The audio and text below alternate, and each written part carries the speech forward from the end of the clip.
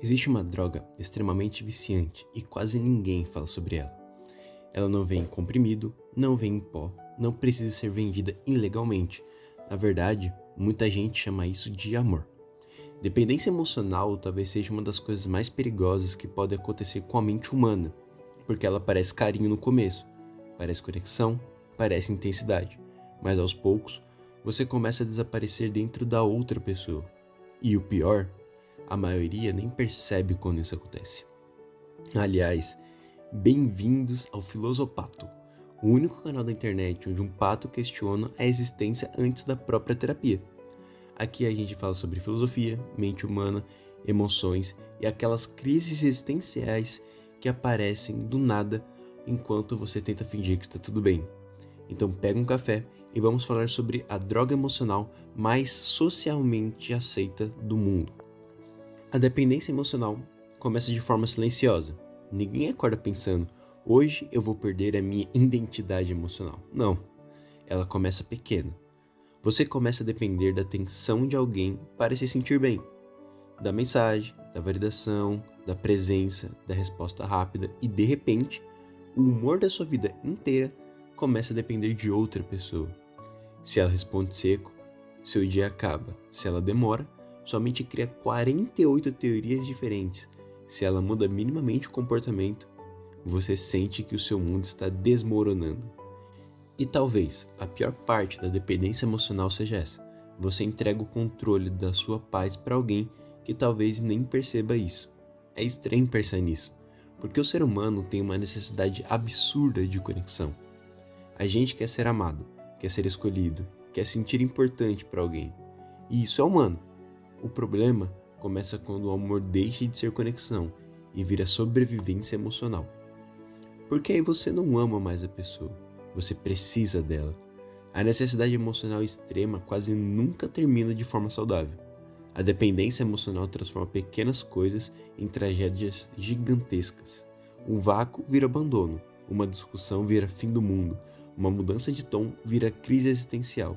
Porque a mente dependente não está procurando amor, está procurando segurança emocional constante.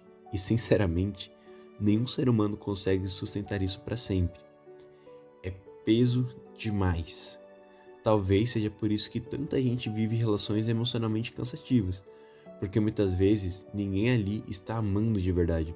As duas pessoas só estão tentando preencher um vazio interno uma na outra. E o vazio humano é algo extremamente perigoso, porque quanto mais vazio alguém sente dentro de si, mais transforma a outra pessoa em uma solução. Só que as pessoas não foram feitas para virar anestesia emocional. E aqui, talvez, esteja uma das verdades mais desconfortáveis da existência. Quem não aprende a ficar sozinho, começa a aceitar qualquer companhia, mesmo que a machuque, a diminui, mesmo que destrói lentamente a sua própria identidade, porque o medo de perder alguém às vezes é maior do que o medo de perder a si mesmo, e isso é extremamente assustador.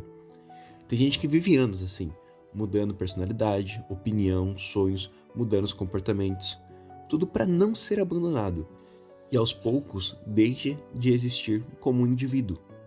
Vira apenas alguém tentando desesperadamente ser suficiente para outra pessoa ficar. Mas existe uma coisa cruel sobre a dependência emocional.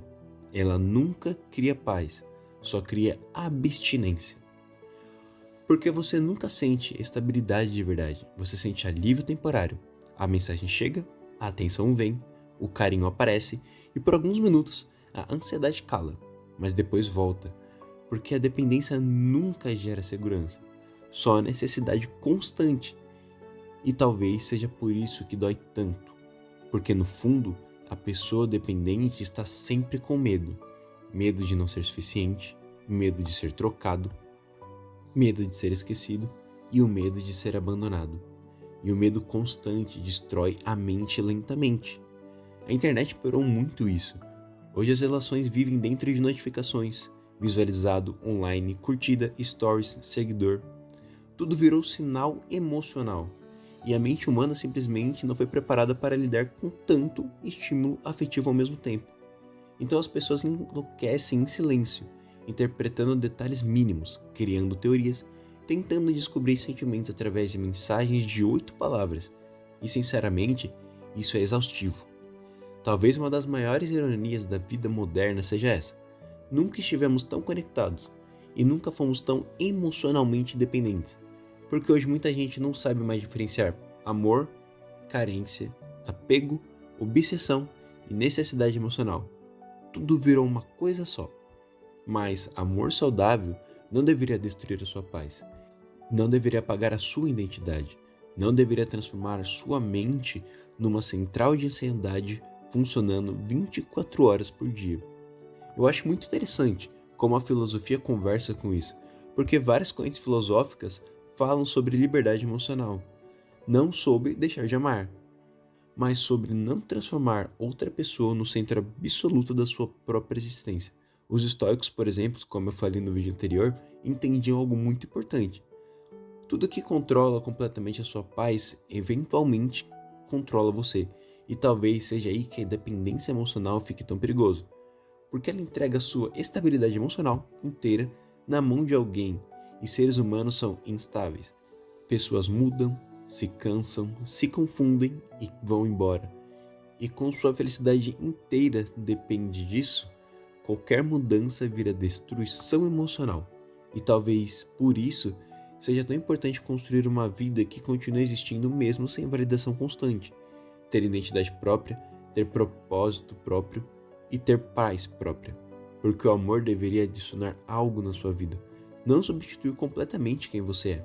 E claro, isso não significa virar frio, não significa parar de existir, não significa viver isolado emocionalmente igual um monge cansado de existir. Significa apenas entender que a sua vida não pode depender totalmente da presença de outra pessoa.